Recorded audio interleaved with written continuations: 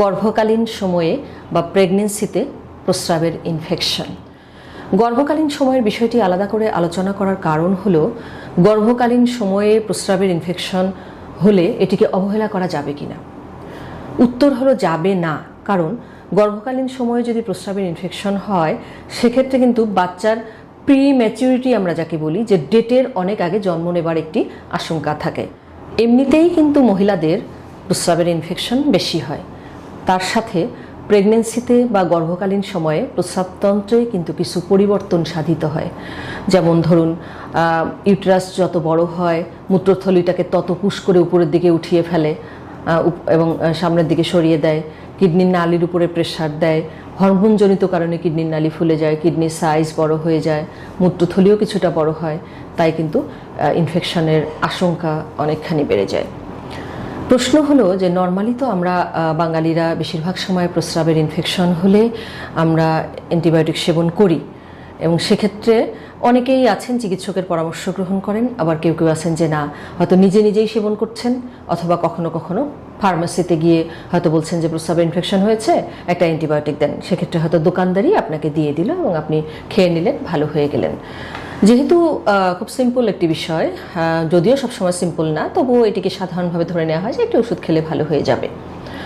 গর্ভকালীন সময়ের বিষয়টি আলাদা করে আলোচনা করার কারণ হলো গর্ভকালীন সময়ে প্রস্রাবের ইনফেকশন হলে এটিকে অবহেলা করা যাবে কিনা।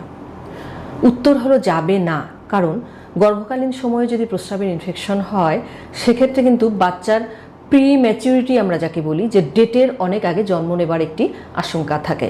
এছাড়া এমনকি গর্ভস্থ শিশু মারা যাবারও ঝুঁকি থাকে অনেকাংশে, কখনো কখনো যদি তীব্র ইনফেকশন হয়। আরেকটি বিষয়ে আমি এখানে আলোচনা করব, গর্ভস্থ মহিলাদের যে যারা প্রেগনেন্সিতে আছেন এই মুহূর্তে, তাদের যদি প্রস্রাবের ইনফেকশন হয় সেক্ষেত্রে আপনারা চিকিৎসা কিভাবে নেবেন। অবশ্যই একজন বিশেষজ্ঞের পরামর্শ অনুযায়ী চিকিৎসা নেবেন। কেন?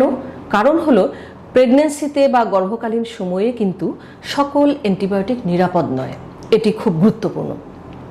যেমন দেখেন, বহুল ব্যবহৃত প্রস্রাবের ইনফেকশনের একটি ঔষধ হচ্ছে নাইট্রোফিউরান্টুইন, যেটি প্রেগনেন্সিতে গর্ভাবস্থায় আমরা বলি ফার্স্ট ট্রাইমেস্টার এবং সেকেন্ড ট্রাইমেস্টারে সেফ, কিন্তু লাস্ট ট্রাইমেস্টারে বা শেষের 3 মাসে যদি দেওয়া হয় তাহলে কিন্তু রক্তকোষ ভেঙে যেতে পারে। এটি গেল। এছাড়া প্রেগনেন্সিতে সিপ্রোফ্লক্সাসিন বা ফ্লুরোকুইনোলোন্স গ্রুপের ওষুধ যদি দেওয়া হয় সেক্ষেত্রে কিন্তু বাচ্চার হাড় এবং কার্টিলেজ যে আছে এগুলো ক্ষতিগ্রস্ত হয়। যদি টেট্রাসাইক্লিন গ্রুপের ওষুধ দেওয়া হয় সেক্ষেত্রে দাঁত এবং হাড়ের ক্ষতি হয়। এছাড়া যদি ট্রাইমিথোপ্রিম গ্রুপের ওষুধ দেওয়া হয় তখন কিন্তু ব্রেন বা নিউরাল টিউব এগুলোর ডেভেলপমেন্টে হ্যাম্পার হয়। এছাড়া অ্যামাইনোগ্লাইকোসাইডস গ্রুপের ওষুধ দেওয়া হলে সেক্ষেত্রে শ্রবণ শক্তি হ্রাস পায়, বা নার্ভ, আমাদের যে হিয়ারিং নার্ভ আছে এগুলো ড্যামেজ হয় বা ক্ষতিগ্রস্ত হয়।